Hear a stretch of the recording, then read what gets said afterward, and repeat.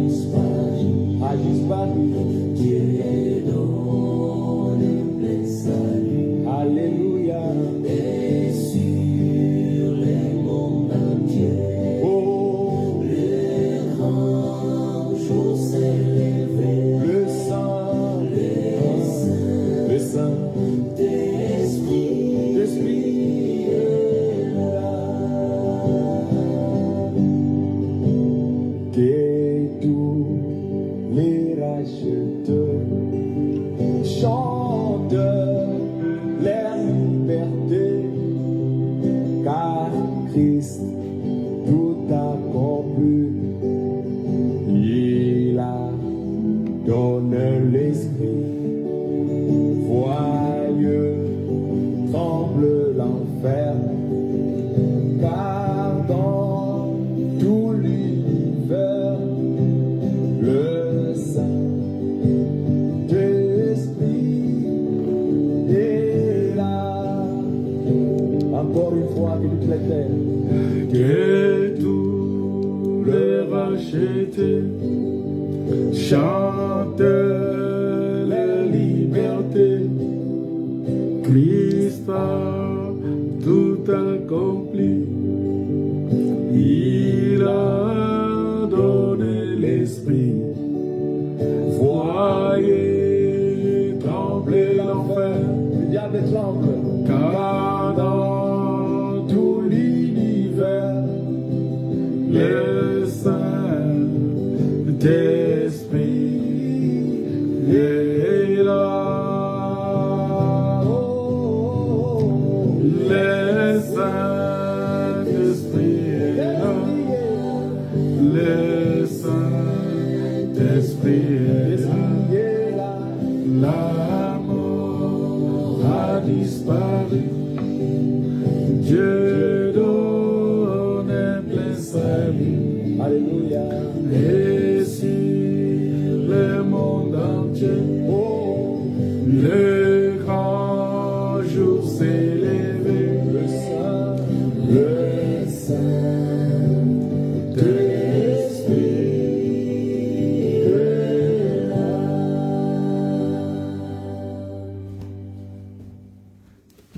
que Dieu vous bénisse, que la paix, la grâce et la communion du Saint-Esprit soient votre partage, que la main du Seigneur soit sur vous, que l'Éternel des armées vous couronne véritablement de sa grandeur et de sa paix, de sa bénédiction. Nous bénissons le Seigneur pour ce moment qu'il nous a donné en cette soirée, afin que nous puissions partager sa parole. C'est quelque chose d'extraordinaire parce que vous savez que à chaque fois que nous nous retrouvons comme ça pour écouter la parole de Dieu, c'est un moment exceptionnel, c'est un moment extraordinaire que Dieu nous donne. Et la Bible dit que nous ne soyons pas simplement des gens qui sont bornés à écouter, mais que nous soyons de ceux-là, que lorsqu'on écoute, qu'on soit prêt à agir fidèlement, selon ce qui est écrit. Ça dit que nous soyons capables d'agir fidèlement selon ce qui est écrit, et c'est très important. C'est quelque chose de merveilleux que nous devons rapidement comprendre. Il y a un frère qui m'a posé la question pour me demander, pasteur, à quel moment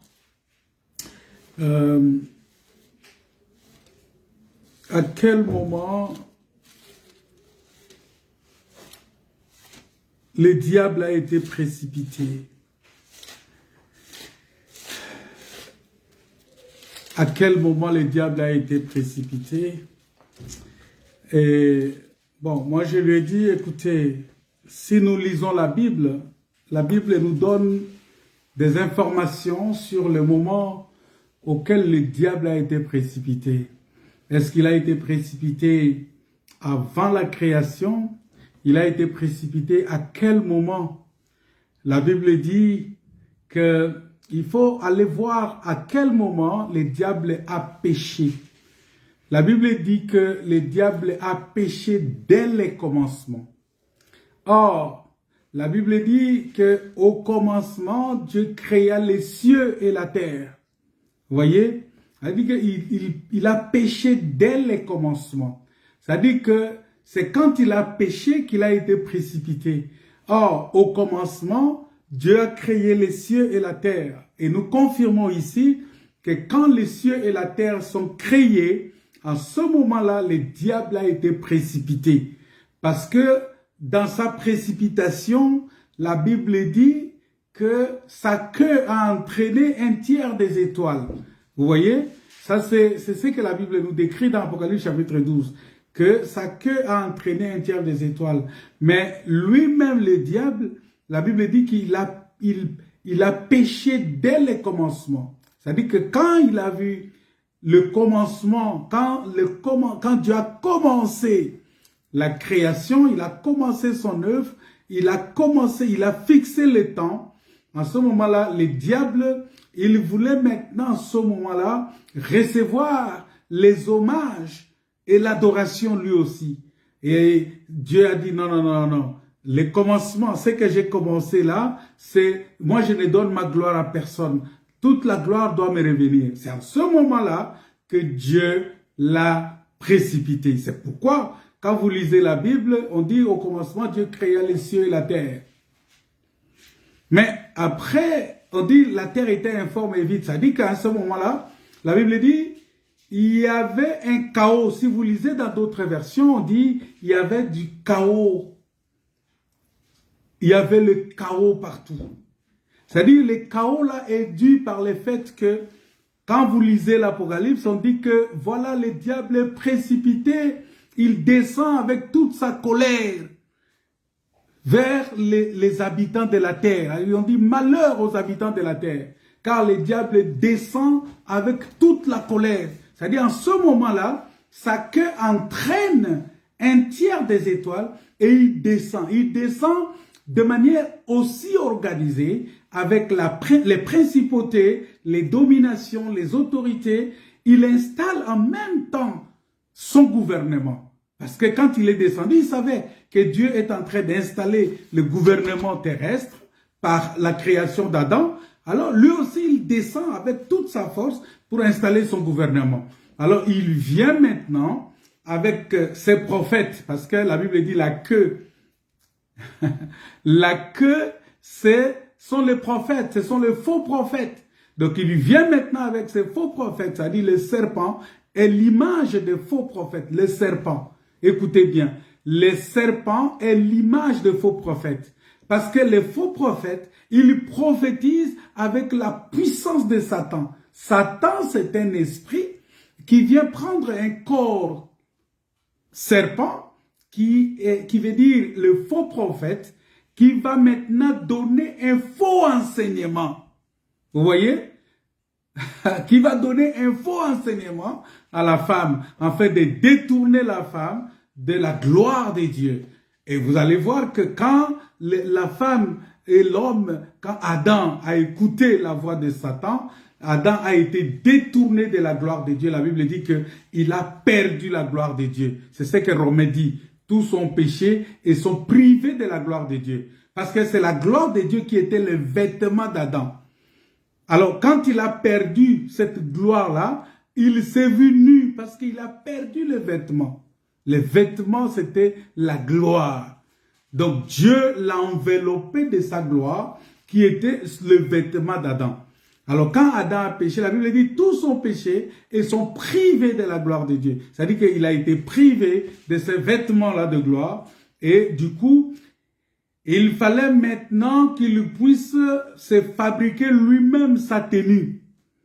Et vous allez voir que ces gestes-là, ça s'est répété plusieurs fois. Je ne vais pas rentrer là-dedans pour continuer à expliquer, parce qu'il y a tellement beaucoup de choses qu'il faut, si nous voulons enseigner sur ça, il y a beaucoup de choses. Donc, bref, retenez que le diable a été précipité dès le commencement, parce que c'est dès le commencement qu'il a péché. Parce que quand vous lisez Ézéchiel dit que tu as été intègre jusqu'au jour où l'iniquité fut trouvée en toi.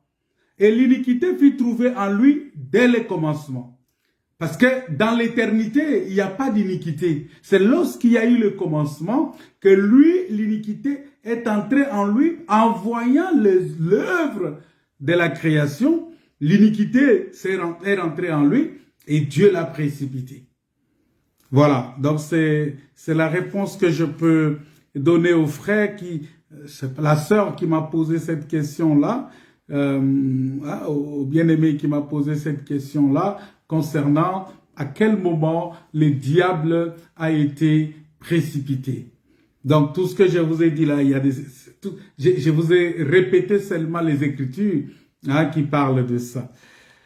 Alors, nous revenons à notre sujet autour duquel nous sommes en train de parler, nous parlons de ce sujet de comment réagir face à nos problèmes. Et le jour passé, nous avons eu un message, nous avons parlé d'un message aussi important par rapport à Deutéronome chapitre 2. Deutéronome chapitre 2.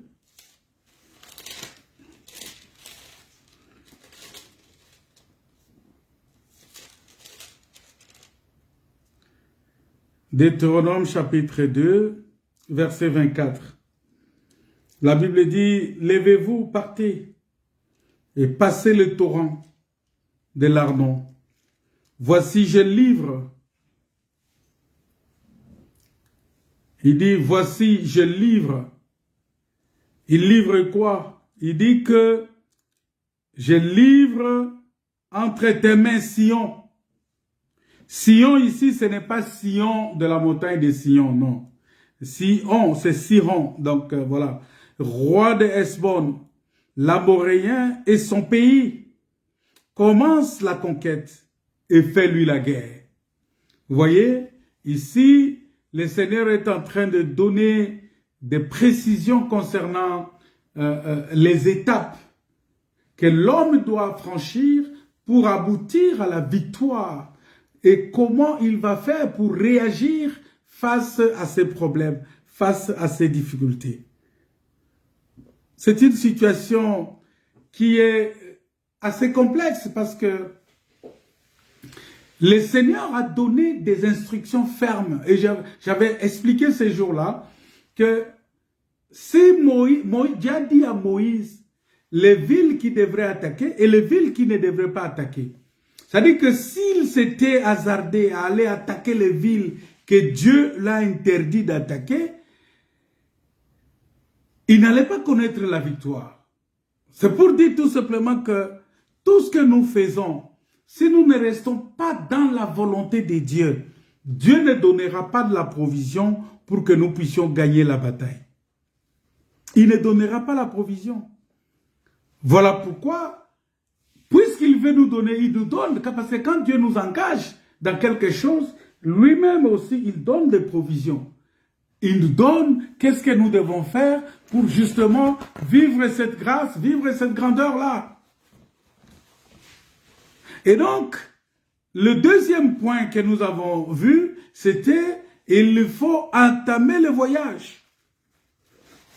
Il faut commencer le voyage. Parce que lorsque tu te lèves, tu ne peux pas rester stagné. Mais il faut commencer, il faut marcher. Il dit, lève-toi et marche. Vous voyez? C'est-à-dire que quand tu te lèves, tu dois marcher. Tu ne peux pas rester sur place. Tu ne peux pas rester là en train de te dire, mais qu'est-ce que je vais faire? Comment ça va se passer? Non, tu n'as pas cherché comment ça va se passer parce que Dieu est avec toi. Il est avec toi et puisqu'il est avec toi, n'aie pas peur. N'aie pas peur. Parce qu'il est avec toi. Voilà pourquoi nous avons pris une écriture dans le livre de 1 Corinthiens. Et c'est ce texte-là qu'on était en train d'étudier. 1 Corinthiens, chapitre 16, le verset 9, qui dit que car une porte grande et d'un accès efficace mais ouverte, et les adversaires sont nombreux.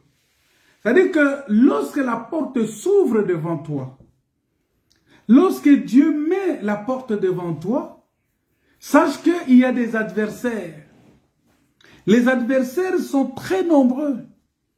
Et je vous avais dit ces jours-là que la porte là, c'était une porte qui a été fermée. Fermée lorsque l'homme a péché, Dieu l'a sorti du jardin, Dieu a fermé la porte. Et quand Dieu a fermé la porte, personne n'était capable d'ouvrir cette porte-là. Parce que Il y a une prophétie dans la Bible, dans le livre de Ésaïe chapitre 22. Ésaïe chapitre 22, verset 22. Il y a une prophétie qui dit que je mettrai sur ton épaule, sur son épaule, la clé de la maison de David. Quand il ouvrira, nul ne fermera. Quand il fermera, nul n'ouvrira. Vous voyez? C'est-à-dire, cette prophétie-là était d'actualité. C'est une prophétie qui visait justement les commencements. Dieu a déclaré que je vais mettre la clé de David sur son épaule. Ici, il parlait d'Eliakim. Il parlait d'Eliakim qui est justement le serviteur du roi Ézéchias. Et donc, en parlant d'Eliakim qui est le serviteur de roi Ézéchias, il a dit que je mettrai sur son épaule la clé de David. Donc la clé de David, parce que la porte qui a été fermée, la personne qui est capable d'ouvrir cette porte-là, c'est David. Donc il faut que cette personne soit de la postérité de David, parce qu'il va récupérer la clé que Dieu avait donnée à David. Et c'est avec cette clé-là qu'il va ouvrir. Et donc Eliakim qui était le serviteur, la Bible dit que Eliakim, l'intendant fidèle du bon roi Ézéchias, c'est à lui que Dieu a remis, on a remis la clé de la maison de David. Or, la maison de David ici, c'est la maison du roi. Et donc, la personne qui a cette clé-là, c'est la postérité de David. Voilà pourquoi personne n'était capable, depuis le commencement, quand Dieu a fermé cette porte-là, personne n'était capable de l'ouvrir. Voilà pourquoi vous allez voir que Jean dans l'île de Patmos est en train de pleurer. Il est en train de pleurer, mais il dit, mais qui est capable, qui est digne d'ouvrir, qui est digne, qui peut ouvrir, qui peut ouvrir? Personne n'était capable d'ouvrir. Personne n'était capable d'ouvrir. Il fallait que le fils de David vienne. Parce que Eliakim ici, qui est l'intendant, on l'appelle l'intendant fidèle du roi Ézéchias. Seul Eliakim avait le droit d'introduire des suppliants dans la présence du roi. Parce que, à part Eliakim, personne d'autre n'avait le droit d'introduire les gens dans la présence du roi. Il fallait passer par lui pour arriver chez le roi. Oh, vous allez comprendre dans Matthieu chapitre 1, verset 1, on dit que Jésus-Christ, il est le fils d'Abraham, il est le fils de David. Donc, puisqu'il a le fils, il est le fils d'Abraham, il est le fils de David, et c'est lui qui a cette clé-là pour ouvrir cette porte-là. Cette porte qui est fermée, que personne ne peut ouvrir. Si ce n'est celui qui a la clé de David. Bien-aimé, pour vous dire que Jésus-Christ, il est le seul détenteur de la clé. Voilà pourquoi il dit, les portes du séjour des morts ne prévaudront point contre elle. Il dit, je vous remets, je vous donne les clés.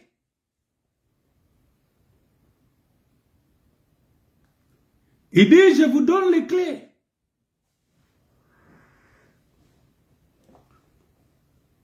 Je vous donne les clés. On va lire Matthieu 16.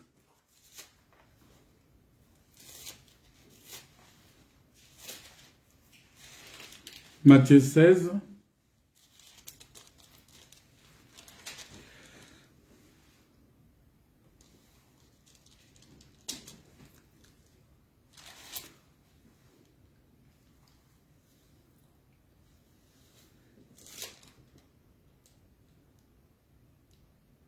Jésus dit ceci.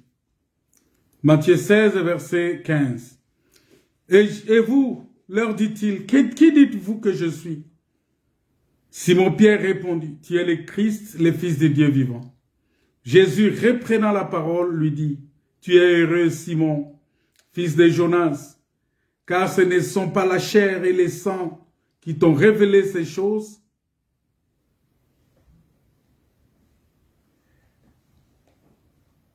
mais c'est mon Père qui est dans les cieux. Et moi, je te dis que tu es Pierre, et que sur cette pierre, je bâtirai mon église, et que les portes du séjour des morts ne prévaudront point contre elle.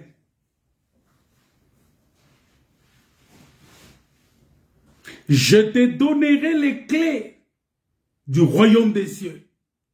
Ce que tu lieras sur la terre sera lié dans les cieux, et ce que tu délieras sur la terre sera délié dans les cieux.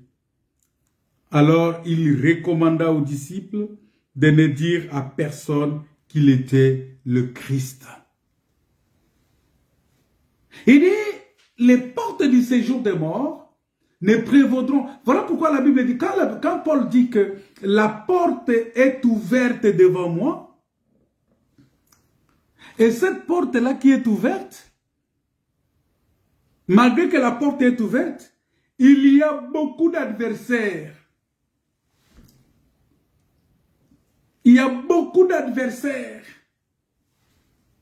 Mais ces adversaires-là n'ont pas la capacité de fermer cette porte-là. Bien-aimé, je vais te dire que qui que ce soit qui soit ton adversaire, il n'a pas le pouvoir de fermer la porte devant toi. La porte que Dieu a ouverte devant toi, personne de ce monde, aucun autre esprit n'a le pouvoir d'ouvrir, de fermer cela. Personne ne peut fermer cette porte-là. C'est Jésus-Christ qui a le pouvoir de fermer, qui a le pouvoir d'ouvrir. Et il dit à Pierre, il dit, bon, écoutez, je te donne maintenant les clés. Parce que la clé de David s'est trouvée entre les mains du fils de David, de celui qui vient avec la clé du royaume, avec la clé pour ouvrir les ciels pour nous.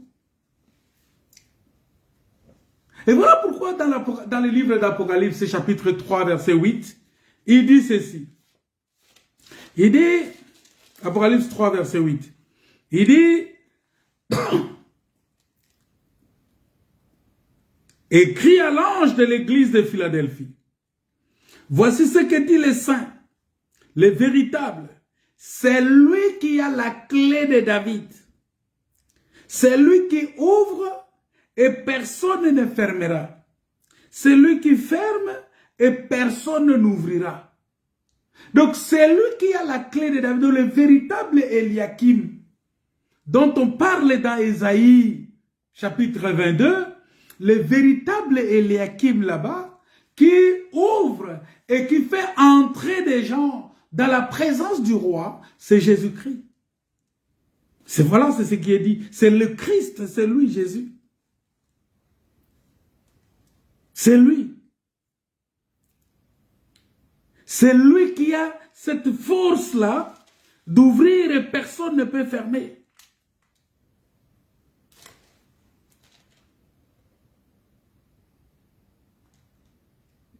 Et cette clé-là, la Bible dit que c'est la clé de la mort et du séjour des morts. C'est la clé du royaume des cieux.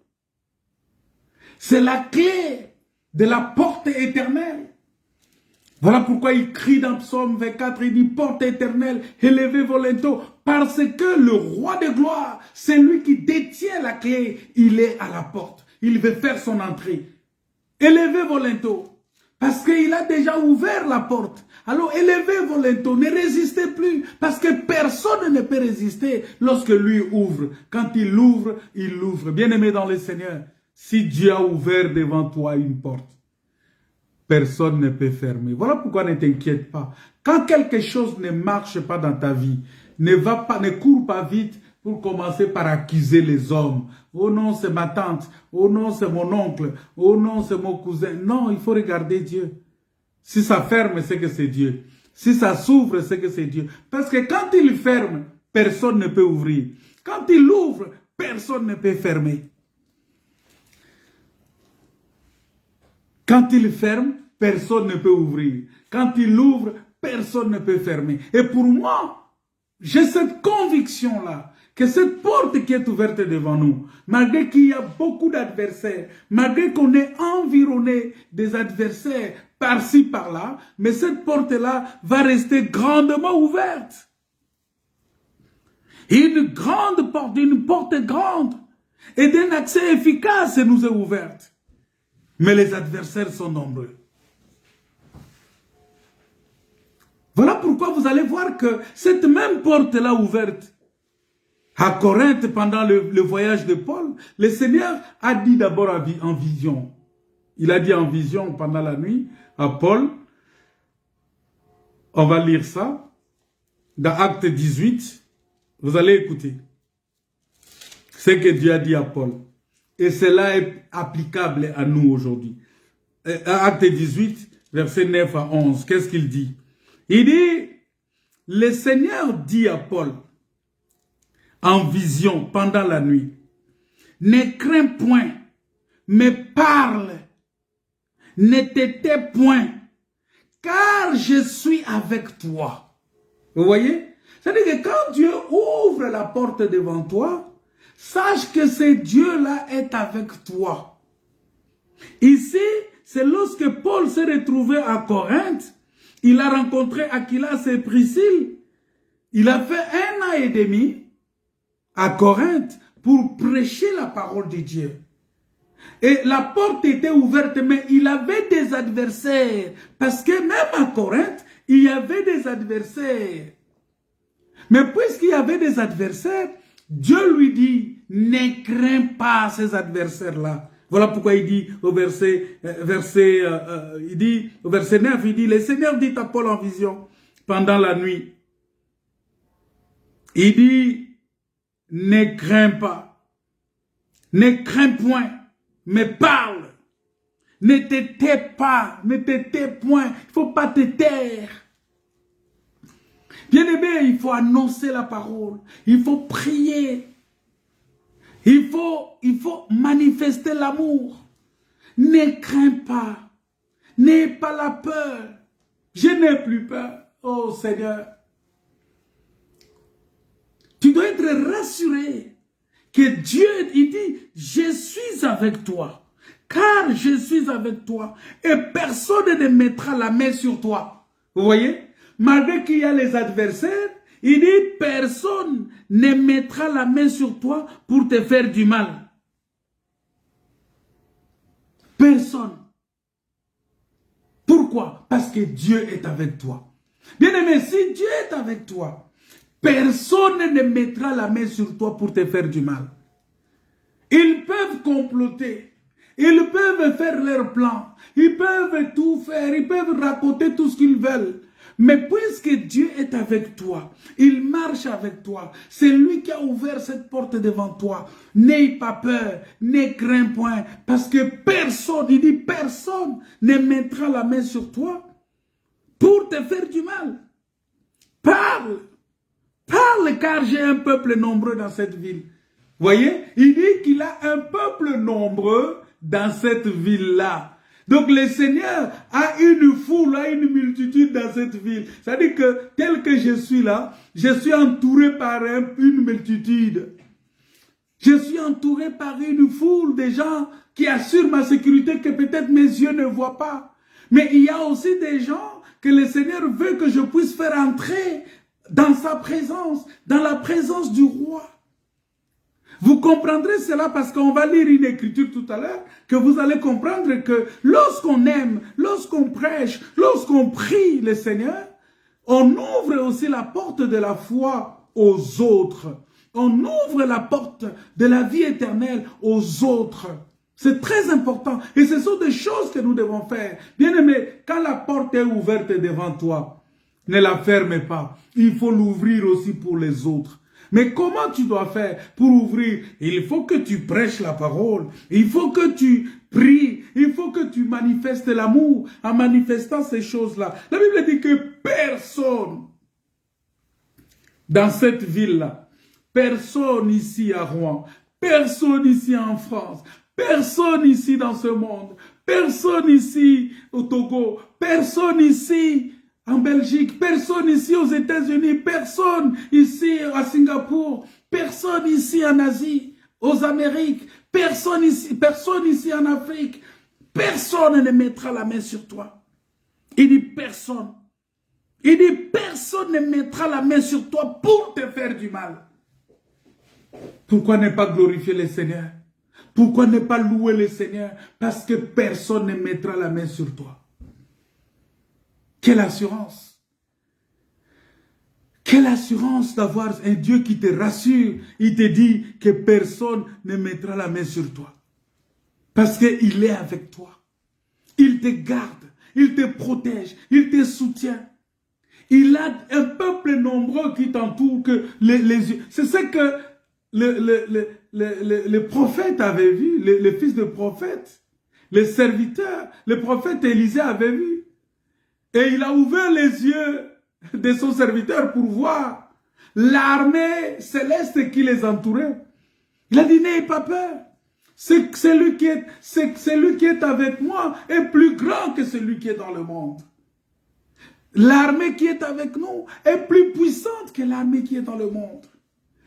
La légion qui est avec nous, elle est plus puissante et mieux équipée que l'armée de ce monde.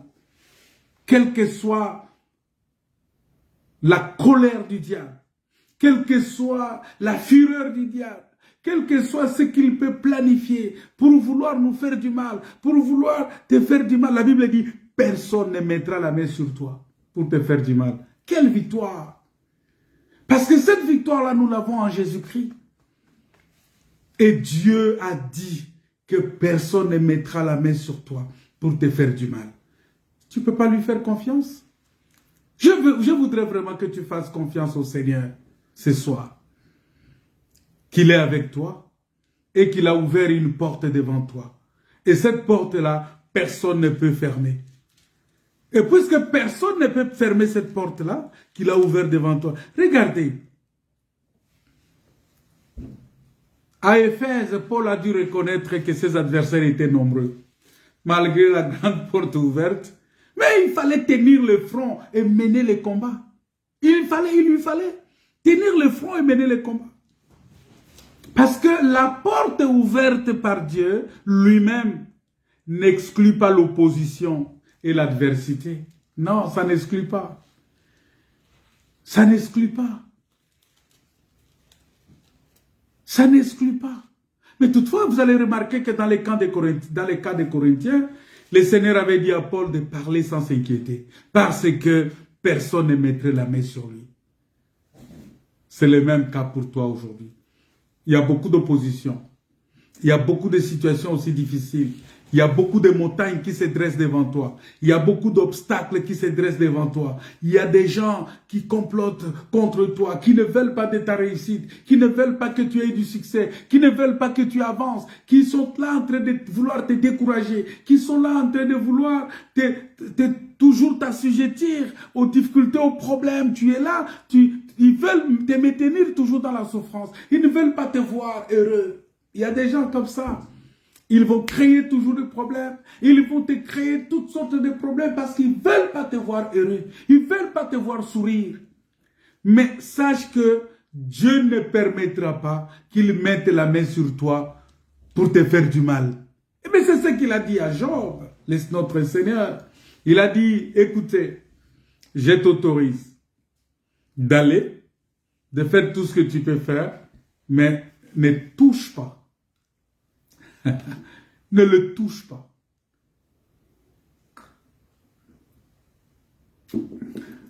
Ne les touche pas. Ne les touche pas.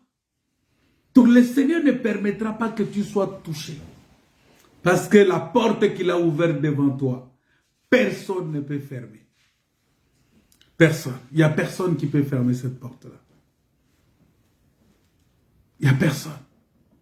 Voilà pourquoi, bien aimé, quand vous lisez Apocalypse chapitre 4, vous allez voir que la Bible dit une porte ouverte dans le ciel. Dans le ciel. Et cette porte fut ouverte pour la révélation de Dieu. Pour la grandeur de Dieu. Pour la vision spirituelle. Parce que quand cette porte s'ouvre, il y a une voix qui doit se faire entendre comme le son d'une trompette. Et lorsque tu entends cette voix-là, bien-aimé, tu es ravi en esprit. Et la voix va te dire, monte ici. Tu vas monter. Ça veut dire que quand on te dit monte ici, ça veut dire que tu es élevé au-dessus de ces problèmes, au-dessus de ces difficultés, au-dessus de toutes ces situations, au-dessus de ces combats. Tu es au-dessus de ça. Les combats restent en bas. Parce que la Bible dit, l'Éternel fera de tes ennemis ton marchepied. Apocalypse chapitre 4, verset 1 à 2. 1 à 3. Chapitre 4, verset 1 à 3. La Bible dit que le Seigneur fera de tes ennemis ton marchepied. Vous voyez? Ça veut dire que lorsque tu entends la voix, lorsque la porte s'ouvre, il dit monte ici. Vous voyez, ça veut dire que tu montes. Et tu montes dans une dimension où, au niveau où tu es, les problèmes, les difficultés, les adversaires là, toutes ces choses-là deviennent ton marchepied. Tu vas les piétiner. Tu vas marcher sur ça. C'est pourquoi la Bible dit, dans Marc chapitre 16, Marc 16, il dit, attends, on va lire ça. Il a dit, d'abord dans Luc chapitre 11, il dit, chapitre 10, il dit, je vous ai donné le pouvoir de marcher sur les serpents et les scorpions, et rien ne pourra vous nuire. Vous voyez? Dieu dit ça. Il dit, je vous ai donné le pouvoir de marcher sur les serpents et les scorpions. Et rien ne pourra vous nuire. Attends, on va dire ça. Luc chapitre 10, verset 19. Parce que lorsque tu entends la voix, lorsque la porte s'ouvre devant toi, sache que Dieu va t'élever à une dimension. La voix va se faire, parce que tu vas être ravi en esprit. En ce moment-là, ce n'est plus toi qui vis, mais c'est l'Esprit de Dieu qui vit en toi. Et donc cet esprit-là va t'élever à une dimension où, dans cette dimension-là, les problèmes, les soucis, les difficultés, toutes ces choses-là vont être en dessous de toi. Ils vont être sous tes pieds. Et tu vas ainsi accomplir la parole de Dieu selon Luc chapitre 10, verset 19. Où le Seigneur lui-même, il a dit ceci. Voici, je vous ai donné le pouvoir. En d'autres termes, je vous ai donné la clé. Parce qu'il dit, la clé de David est sur l'épaule d'Eliakim. C'est pourquoi la Bible dit que la domination reposera sur son épaule. Ça veut dire le pouvoir. Parce que la clé là, c'est le pouvoir. Alors il dit, je vous donne le pouvoir de marcher sur les serpents et sur les scorpions. Vous voyez, les serpents et les scorpions ici, ce sont nos adversaires. Ce sont les problèmes. Ce sont les difficultés. Ce sont tout ce que tu es en train de subir dans ce monde ici, c'est ça qui est représenté par les serpents et les scorpions. Voilà pourquoi, quand Dieu veut avaler les serpents, il utilise les serpents. C'est pourquoi au temps de Moïse, il vient avec un serpent qui était au-dessus des serpents, des magiciens de Pharaon. Alors, lorsque Moïse élève son bâton et il le fait descendre, en réalité, en descendant, ce bâton-là avait toujours cette dimension céleste. Vous voyez? Le bâton qui était dans la main de Moïse avait toujours la dimension céleste. C'est pourquoi Jésus-Christ, malgré qu'il est descendu sur terre, mais il gardait toujours la dimension céleste. Et le diable ne pouvait rien contre lui. Voilà pourquoi même dans le désert, quand le diable est venu pour attaquer Jésus, il ne pouvait rien faire parce que personne ne peut mettre la main sur lui et réussir. Personne ne peut. Donc, ce pouvoir-là, alors Jésus déclare ici qu'il nous a donné ce pouvoir-là. Il nous a donné ce pouvoir-là de marcher. Vous voyez? Parce qu'il dit, il fera de tes ennemis ton marchepied. Donc, il nous a donné ce pouvoir-là de marcher sur les serpents et sur les scorpions. C'est-à-dire que, tel que nous sommes, l'enseignement que nous avons va avaler tous les autres enseignements. L'enseignement que nous avons, ça nous protège contre toutes les attaques, tous les plans du diable, toutes les difficultés qui vont venir. Nous avons déjà, le Seigneur a déjà anticipé la solution dans sa parole. Et à travers la parole de Dieu, nous avons la solution à nos problèmes. Et il dit que je vous donne le pouvoir de marcher sur les serpents et sur les scorpions, sur toute la puissance de l'ennemi. Vous voyez? C'est-à-dire que sur toute la puissance de l'ennemi, ou en d'autres termes, sur toute la puissance de l'adversaire. Et rien ne pourra vous nuire. Alléluia. Rien. Donc, cette écriture ici, c'est ce que Dieu a expliqué à Paul dans Acte 18, en disant que ne crains point, mais parle, car je suis avec toi. Et personne ne mettra la main sur toi. Rien ne pourra vous nuire. C'est-à-dire, les portes de séjour des morts ne prévaudront point contre toi. Parce que tu as la clé de David. Et la clé de David, là, le Seigneur te l'a posée sur ton épaule. Alléluia. Cela est sur ton épaule. Ici, sur l'autorité, le Seigneur t'a donné cette autorité-là. Et tu as aujourd'hui l'autorité. Pourquoi tu as peur? Tu n'as pas besoin de crier, bien-aimé, devant le diable. Non, tu n'as pas besoin de crier devant le diable. Tu ordonnes. Ordonne seulement, tu dis, au nom de Jésus, je t'ordonne. Allez, quitte ce corps. Il va quitter. Au nom de Jésus. C'est-à-dire, le nom de Jésus, c'est ça la clé. C'est cette clé-là de David. La clé de David. Cette clé-là de David que Dieu a donnée à Eliakim. Eliakim, qui est celui qui ouvre la porte pour introduire les gens.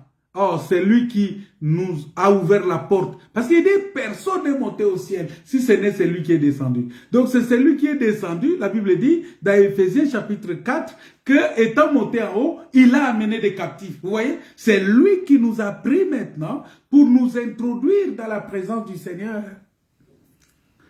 Il nous a introduits dans la présence du Seigneur, dans la maison du Seigneur, qui est Christ. Et aujourd'hui, nous avons de la place dans la maison de Dieu. Nous avons de la place dans le palais royal. Nous pouvons entrer là-bas. Nous sommes dans la présence du roi, dans la présence du Seigneur, et nous pouvons facilement jouir de la présence du Seigneur et crier Alléluia, parce que nous sommes dans sa présence. Nous n'avons rien à craindre. Nous n'avons peur de rien, parce que nous vivons dans la présence du roi des rois. Et personne. Bien-aimé, avant que l'adversaire te touche, avant que l'ennemi te touche, il faut qu'il touche d'abord Jésus. Mais Jésus avait déjà déclaré que le prince de ce monde vient et il n'a rien à moi. Ça dit, il ne peut plus me toucher. Parce qu'il avait déjà vaincu dans le désert. Après, il a terminé sur la croix. Et il a déclaré que tout est accompli. Vous voyez? Ça veut dire que Jésus avait déjà déclaré qu'il vient mais il n'a rien à moi. Ça veut dire qu'il n'a rien à Jésus. Rien. Alors, pour te toucher, il faut qu'il arrive d'abord à toucher Christ. Parce que Christ est le rocher dans lequel tu te trouves. Vous voyez? Il est cette tour-là. Il est ces murailles-là autour de toi. C'est-à-dire il faut qu'on arrive d'abord à casser Christ avant de t'atteindre. C'est pourquoi il rassure Paul ici. Il dit à Paul, il dit, personne, je suis avec toi. Et personne ne mettra la main sur toi pour te faire du mal. Personne. Parce que la porte, là, c'est moi qui l'ai ouverte. Et il dit que quand j'ouvre la porte, personne ne peut ouvrir. Quand j'ouvre la porte, personne ne peut fermer. Quand je ferme la porte, personne ne peut ouvrir. Bien-aimés dans le Seigneur, quelle grâce. Voilà pourquoi, quand nous étions dans le monde, quand nous étions loin de cette chose, quand nous étions éloignés, le Seigneur a eu pitié de nous. Il est venu, il a ouvert la porte. Il a ouvert la porte. Attends, on va lire une écriture. Actes des Apôtres, chapitre 14, verset 14, verset 27. Je ne sais pas si c'est ça, on va lire ça.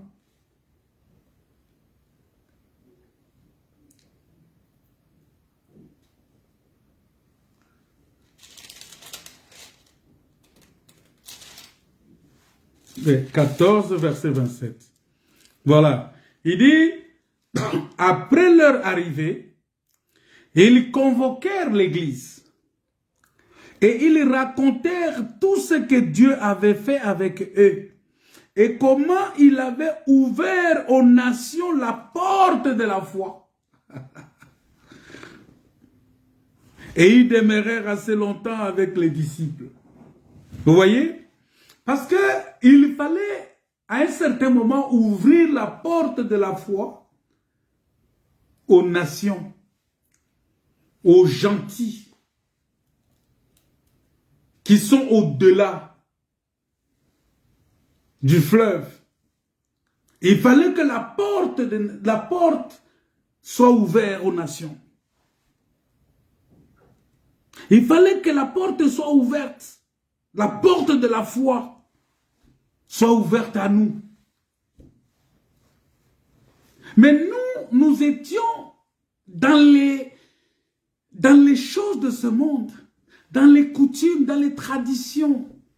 C'est comme Abraham qui était dans son pays, dans sa patrie, dans sa ville, qui était une ville remplie d'idoles. C'est comme ça que nous étions autrefois, dans les pratiques de coutumes, de traditions, dans les choses de ce monde, dans le système de ce monde. Et une voix est venue à nous. Cette voix-là est venue nous parler en nous disant, écoute, ne restez pas là-bas. Il dit, sortez du milieu sortez de Babylone. Sortez de là où il y a les idoles. Sortez de là où il y a la tradition. Sortez de là-bas parce qu'il y a une porte qui est ouverte devant vous. Il dit, sortez. Attends, je cherche un texte là. Il dit, sortez. Sortez de Babylone. Ésaïe 48, verset 20. Il dit, sortez de Babylone. Fuyez du milieu des Chaldéens. Avec une voix d'allégresse. Annoncez-le. Publiez-le. Faites-le savoir jusqu'à l'extrémité de la terre. Dites, l'Éternel a racheté son serviteur Jacob.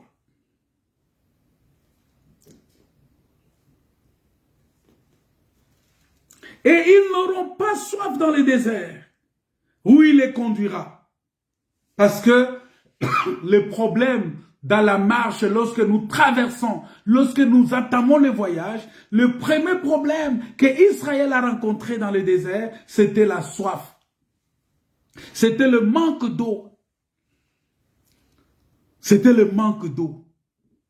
Et Dieu dit que sortez du milieu sortez de Babylone, sortez, quittez les Chaldéens, c'est-à-dire quoi? Quittez les traditions, quittez les pratiques impures, quittez les pratiques ancestrales, quittez vos coutumes, quittez vos systèmes politiques, quittez toutes ces choses-là. Venez, venez, rentrez dans le désert. Parce que, vous savez, le désert est perçu comme un lieu dur, comme un lieu de souffrance, comme un lieu où il y a des problèmes. Mais Dieu annonce déjà que quand tu vas aller dans le désert, tu ne manqueras pas de l'eau là-bas. Pourquoi? Parce que c'est lui qui va sortir le fleuve dans le désert. Il va tracer le chemin dans le désert, c'est-à-dire il ouvre la porte dans le désert. Et il va installer un courant d'eau, il va sortir un fleuve aussi dans le désert. Et que nous ne manquerons pas de l'eau. Il dit sortez. L'Éternel a racheté son serviteur Jacob. Oh bien-aimé, cet appel-là encore retentit aujourd'hui et ça parle encore maintenant dans ton cœur. Ici, on parle d'une prison. On parle d'une porte, de la porte ouverte d'une grande prison qui retenait les gens, captifs. Les gens étaient captifs, les gens étaient enfermés dans des religions, dans les dénominations. Les gens sont retenus dans des assemblées où la parole de Dieu n'est même pas enseignée. On cite juste le nom de Jésus-Christ pour embrouiller les gens, mais la profondeur de la parole n'est pas enseignée. Lorsque tu rentres dans la profondeur, tu commences à dire aux gens, pour être sauvé, il faut être baptisé au nom du Seigneur Jésus-Christ, dans l'eau qui coule, pas dans une piscine, pas dans un baptistère, pas de l'eau sur la tête. Il faut que la sœur qui vient prier ait sur la tête une marque de l'autorité dont elle dépend, qu'elle se couvre la tête pour prier le Seigneur. Ils vont dire, non, ça... Nous allons rester dans notre coutume. Nous allons rester dans notre système. Mais votre système-là ne vous permettra pas d'affronter les adversaires dans le désert. Il y aura des adversaires. Voilà pourquoi nous devons savoir que, quelle que soit la nature de tout ce que nous pouvons faire, nous sommes toujours entourés des adversaires. Mais le Seigneur nous a déjà rassurés que nous avons la victoire.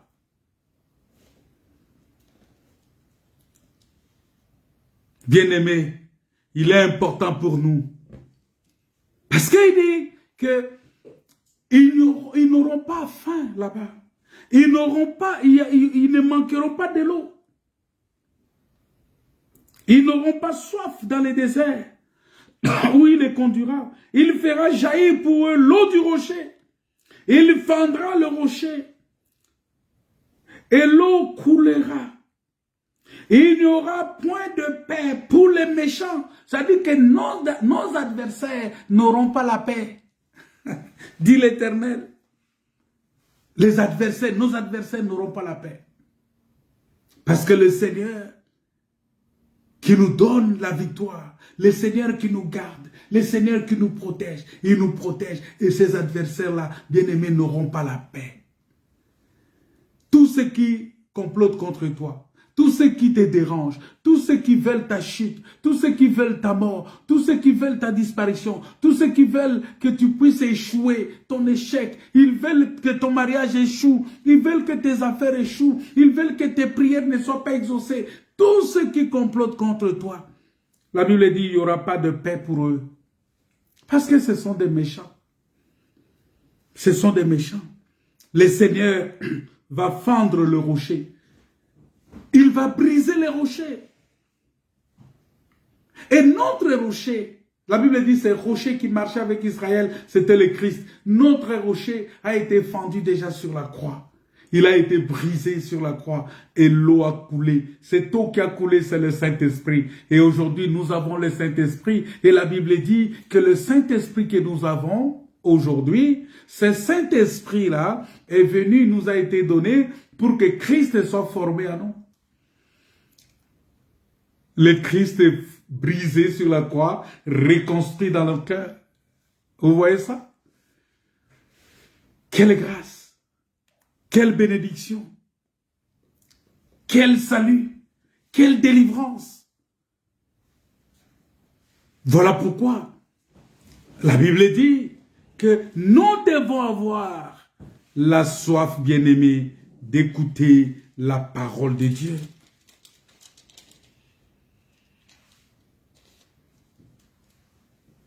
Parce que la porte nous est ouverte.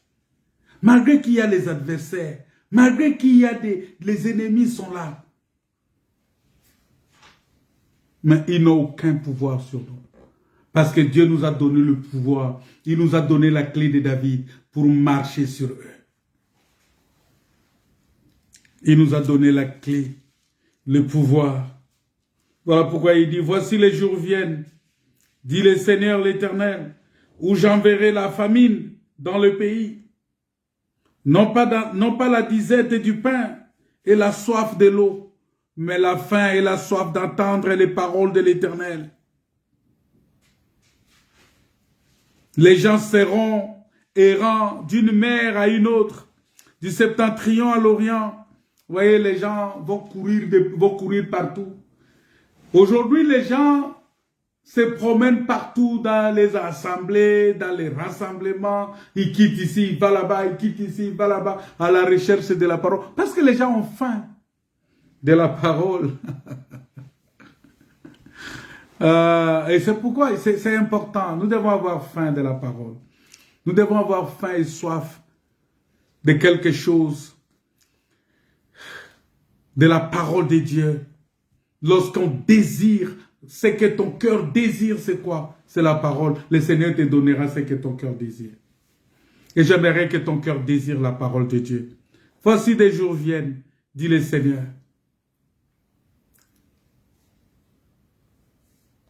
Parce que c'est lui qui a faim, c'est lui qui a soif de la vérité, connaîtra la vérité. Parce que Dieu viendra à son secours dans sa détresse. Parce que la Bible dit, le malheur atteint souvent le juste. Vous voyez? Même si la porte est ouverte, mais le malheur atteint souvent le juste, mais l'Éternel l'en délivre toujours. Ça ne veut pas dire que comme la porte est ouverte, donc on n'aura pas... Il y a des adversaires. Et j'aimerais que tu comprennes cela. J'aimerais vraiment que tu comprennes cela. J'aimerais que tu comprennes cela. Alors, nous allons voir que dans le désert, nous allons rencontrer, comme je l'ai dit, beaucoup de problèmes, beaucoup de situations, beaucoup de difficultés. Dans la marche que nous avons entamée avec le Seigneur dans le désert, dans cette marche-là, nous allons rencontrer. Vous voyez, si les enfants d'Israël, ils avaient cette révélation-là, ils n'auraient pas dû murmurer contre Moïse. Parce que, vous savez, les murmures, il y a un ami qui m'a dit, il y a un frère qui m'a dit, c'est comme si murmure, ça veut dire double mur. Ça veut dire que quand tu murmures, ça veut dire qu'il y a double mur qui se dresse devant toi. Ça m'a fait rire. Il dit le murmure veut dire, c'est un ami, il m'a dit, mon frère, mais les murmures là, ça veut dire quoi? Ça veut dire mur, donc il y a deux murs devant toi. Je lui ai dit, oh, ça c'est ta façon de réfléchir. Mais le murmure, bien aimé, ça nous éloigne de la foi. La Bible dit, ne faites rien par murmure. Rien par murmure. La parole de Dieu est claire. Il dit, ne faites rien par murmure. Ça dit qu'un enfant de Dieu ne murmure pas. Il dit, ne vous inquiétez de rien. Ne vous inquiétez de rien. Le peuple arrive dans le désert. C'est l'eau de Mara qui leur est présentée. Une eau amère. Et lorsque Moïse a vu les eaux de Mara, il a crié à Dieu. Les cris à Dieu, crier à Dieu. Bien aimé, la réussite est dans les cris. C'est comme ça que le mercredi, je vous avais dit, ils crièrent à l'Éternel et l'Éternel envoya sa parole. Pendant l'épreuve, pendant les difficultés, lorsque nous sommes environnés des adversaires, lorsque nous avons les serpents, lorsque nous avons des scorpions, nous avons la puissance de l'ennemi, nous devons crier à l'Éternel. Quand tu vas crier à l'Éternel, l'Éternel va te dire, monte ici. C'est-à-dire, il va te lever. Il va te soulever un peu. Il va élever tes pieds de la terre. Tu vas être suspendu quelque part. Et tu vas voir que les serpents, les scorpions, les puissances des ténèbres, les puissances maléfiques, les puissances de l'ennemi, les adversaires, ils vont être maintenant sous tes pieds. Et il va te faire descendre avec force et tu vas marcher sur eux pour accomplir cette promesse-là de Luc chapitre 10, que voici je vous ai donné le pouvoir de marcher. Parce que quand Dieu ouvre la porte, personne ne peut fermer. Personne. Et quand il ferme aussi, personne ne peut l'ouvrir. Personne ne peut l'ouvrir. Bien-aimé, Dieu, il veut nous engager sur le chemin de nous aiguiser. C'est-à-dire que, pourquoi Dieu nous a laissés sur la terre? On a cru au Seigneur Jésus, on aurait dû, quand tu crois directement, allez, tu vas au paradis. Tu entres au ciel. Mais Dieu nous a laissés sur la terre parce qu'il veut nous aiguiser. Il veut nous former. Il veut que nous soyons incrustés, que nous soyons vraiment incrustés, fortifiés. Il veut que nous soyons fortifiés. Alors, vous allez voir que le deuxième adversaire des enfants d'Israël, c'était quoi? C'était la nostalgie. C'est lui le deuxième adversaire. Parce que souvent, les chrétiens sont aussi rattrapés par la nostalgie. Il y a des gens qui sont toujours nostalgiques de ce qu'ils ont vécu dans le monde. Et ils pensent que c'est toujours bon de garder ces souvenirs-là, de garder cet état d'esprit, cette vie-là, de ce qu'ils ont vécu dans le monde. Ils gardent et c'est ce qui est arrivé aux enfants d'Israël dans le désert. Quand ils sont arrivés dans le désert, ils avaient la nostalgie. Alors que un enfant de Dieu, je vous avais parlé de la foi l'autre fois, que la foi, c'est une ferme assurance des choses qu'on espère. C'est-à-dire, ce n'est pas des choses qu'on a vécues. Ce n'est pas des choses qu'on a vécues, non, c'est des choses qu'on espère. Vous voyez la foi? C'est-à-dire, la foi vient pour te donner la force d'espérer encore. Parce que c'est une assurance de ce que tu espères. Alors, ce que tu espères, on ne peut pas espérer un passé. On espère que ce qui est devant. On espère que ce qui est devant nous, sur lequel nos yeux sont fixés.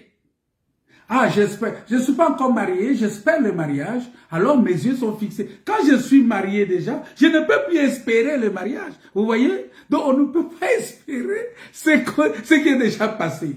On espère ce qui est devant.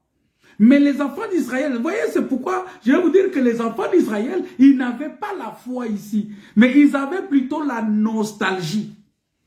Quand ils sont arrivés dans le désert, ils ont commencé à penser aux concombres, ils ont commencé à penser à ce qu'ils mangeaient.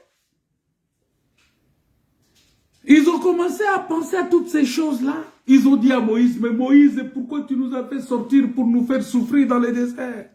Tu aurais dû nous laisser là-bas parce que nous, on est habitués.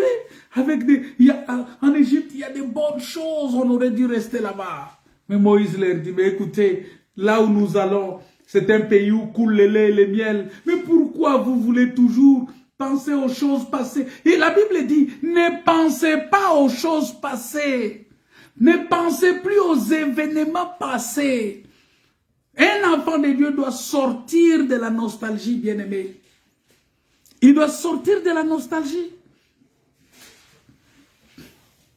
Il doit sortir de la nostalgie. C'est pourquoi, quand il y a certaines épreuves, quand ça vient, ne pense pas au passé.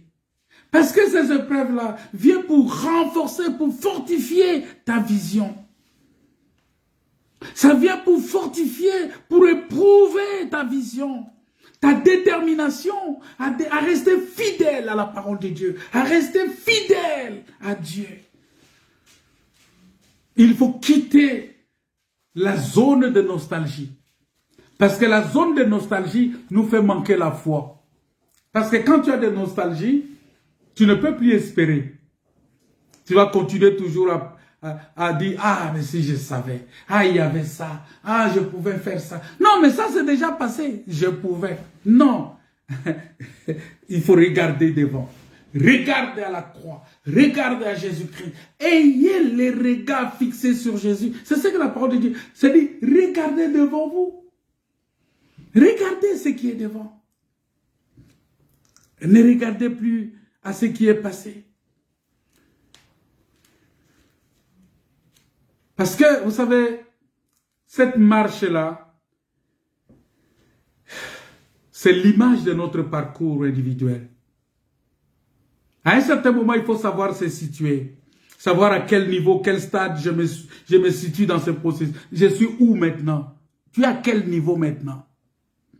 Depuis que tu es sorti du monde, tu es maintenant à quel niveau? Est-ce que tu évolues? Est-ce que ta foi grandit? Est-ce que ta connaissance augmente? Est-ce que ton amour grandit ou ton amour se refroidit? Il faut que tu te situes parce que nous sommes dans une marche.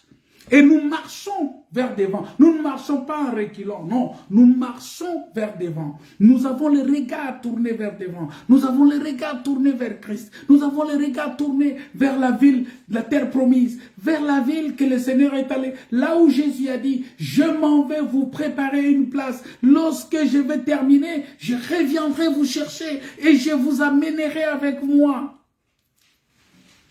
C'est là où la question que tu dois te poser. Où est-ce que je me trouve maintenant? Depuis que je suis sorti du monde, depuis que j'ai accepté cette parole, depuis que j'ai cru au Seigneur Jésus, où est-ce que je suis? Je suis où maintenant? Je suis à quel niveau? Quel est le niveau de ma foi? Quel est le niveau de mon amour? Quel est le niveau de ma joie? Quel est le niveau de ma bonté? Quel est le niveau de ce que je... Bien-aimé, ce ne sont pas les dons spirituels qui vont te faire entrer au ciel, mais c'est le fruit de l'esprit. C'est l'amour qui va te faire entrer au ciel. Parce que la Bible dit, tu peux déplacer les montagnes, tu peux enseigner les mystères, mais si tu n'as pas l'amour, vous voyez, c'est-à-dire si tu n'as pas le fruit de l'esprit, tu ne verras pas le ciel. Tu ne verras pas le ciel. Alors, la question, où est-ce que tu es maintenant? Où est-ce que tu es? Tu es à quel niveau maintenant? C'est la vraie question qu'il faut à un certain moment. Parce que, vous savez, ça ne sert pas. Hein? On court beaucoup. On court tellement que, à un certain moment, on ne se pose plus de questions. Mais où est-ce que je suis maintenant? Je suis à quel niveau? Quel est le niveau de ma foi? Quel est le niveau de ma repentance? Quel est le niveau de ma sanctification? Quel est le niveau de ma crainte de Dieu? Quel est le niveau de ma lecture de la Bible? Quel est le niveau de ma méditation de la Bible? Quel est le niveau de ma mise en pratique de la parole de Dieu? Quel est le niveau de mon agissement fidèlement à ce qui est écrit? Quel est le niveau? Je suis à quel niveau? Je suis à quel niveau?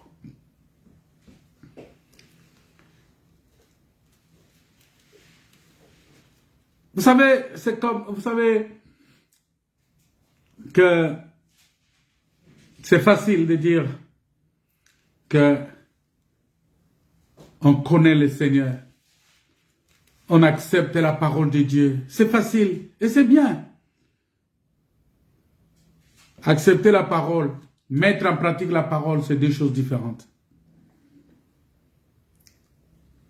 Parce que lorsque tu vis dans la nostalgie, tu vas vivre aussi dans une autre épreuve qui est celle de douter de la présence de Dieu. Tu vas commencer à te poser la question, mais pourquoi ça ne marche pas?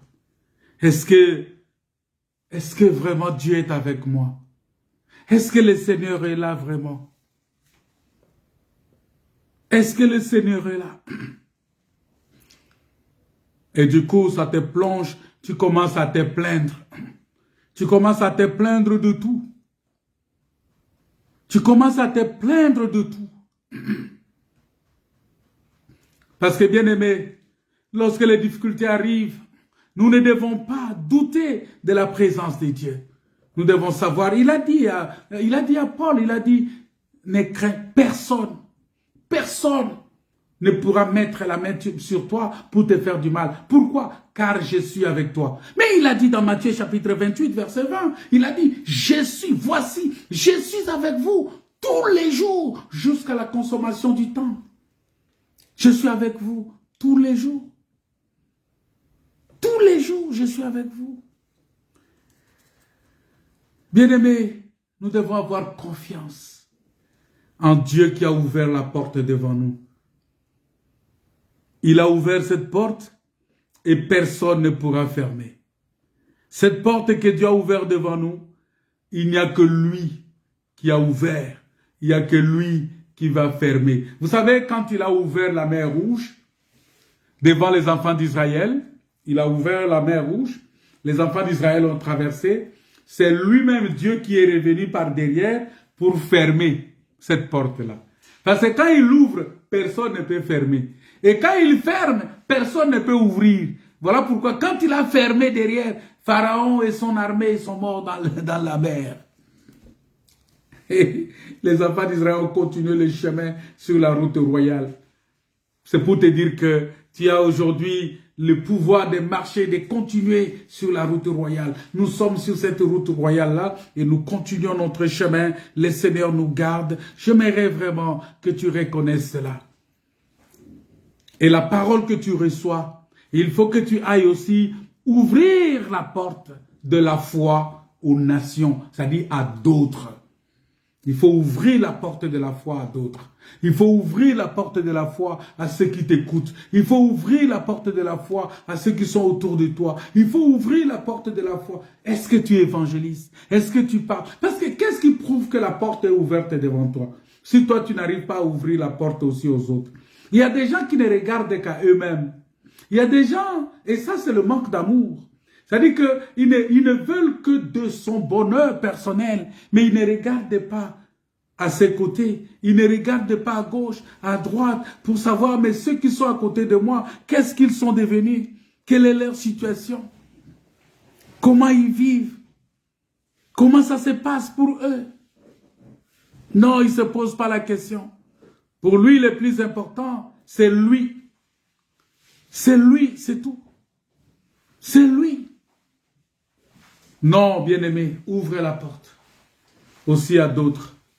Et c'est là par l'amour, c'est là par la prière, c'est là aussi par la prédication. Parce que quand on aime, quand on prêche, quand on prie, on ouvre aussi la porte de la foi, la porte de la vie éternelle, la porte de la bénédiction à d'autres. Que Dieu vous comble de sa grâce, que Dieu vous bénisse, que Dieu vous soit favorable, pour savoir que cette porte qui est ouverte devant nous, personne ne peut la fermer. Cette porte que Dieu a ouverte devant nous, personne. Alors personne ne peut la fermer.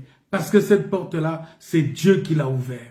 C'est Dieu qui l'a ouvert devant nous. C'est lui notre Dieu. C'est lui notre Seigneur. C'est lui notre Sauveur. C'est lui le Dieu Tout-Puissant. C'est lui le Créateur de toutes choses. C'est lui le Seigneur de gloire. C'est lui le Dieu grand et redoutable. C'est lui notre Père.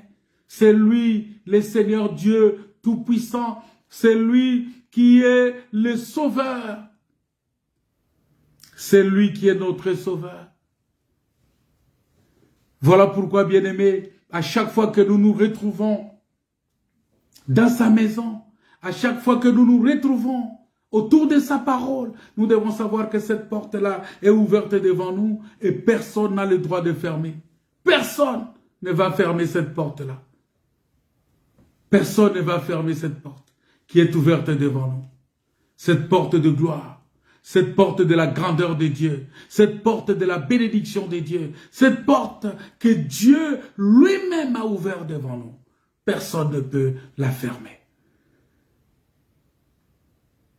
Quels que soient les adversaires, quelles que soient les puissances des ténèbres qui peuvent s'élever, sache que le Seigneur t'a donné de la hauteur. Il t'a élevé et tu es au-dessus de toutes ces choses-là. Et tu as aujourd'hui la clé de David. Il t'a donné la clé. Il a dit, je vous donne la clé du royaume. Les clés du royaume. Ce que vous fermez sur la terre sera fermé dans les ciels. Ce que vous ouvrez sur la terre sera ouvert. Alors j'aimerais que tu ouvres maintenant. Tu es sur le chemin. Tu es à la porte que tu as ouverte devant toi. Mais lève les yeux, regarde à ces dieux-là. Aie la foi. Enlève la nostalgie dans ton cœur. Reste concentré à cette parole, à cet enseignement, pour que la paix, la grâce, la bénédiction de Dieu soit ton partage. Bien-aimé dans le Seigneur, si tu as été béni par ce message, tu vas partager cela dans les divers groupes dans lesquels tu te trouves. Tu vas partager ça sur les réseaux que tu utilises.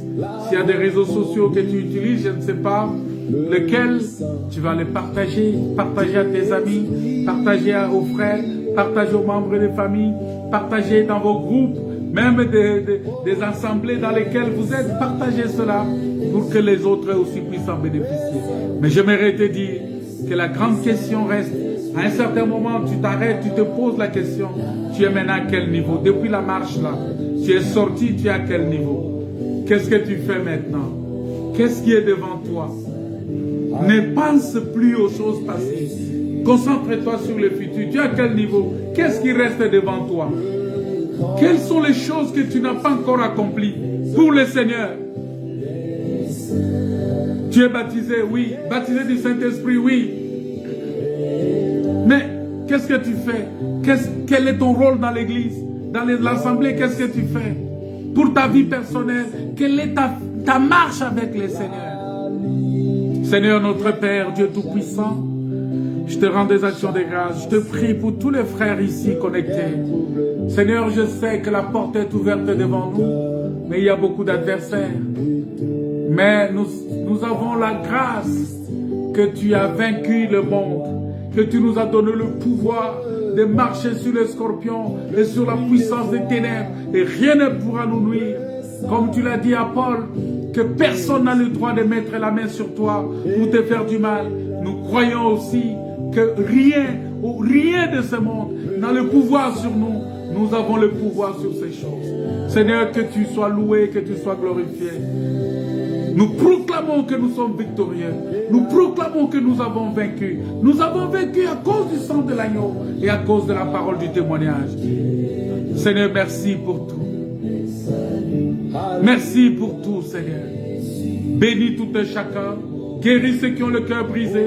Délivre, Seigneur, ceux qui sont encore enfermés, ceux qui sont encore esclaves de la tradition.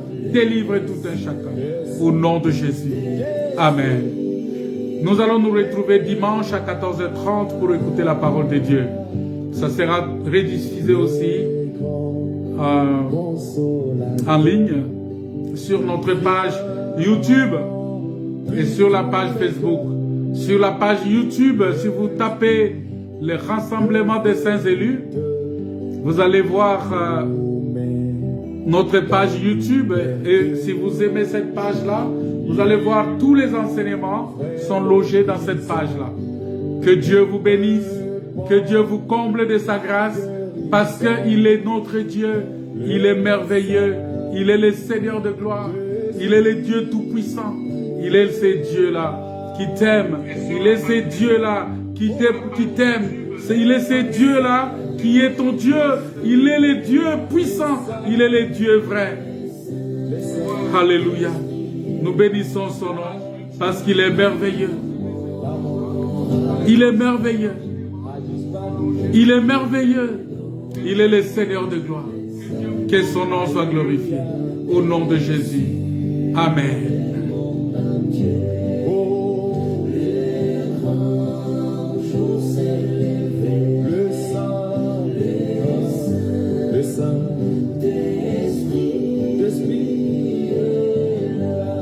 Alléluia. Que tous les racheteurs chantent leur liberté, car Christ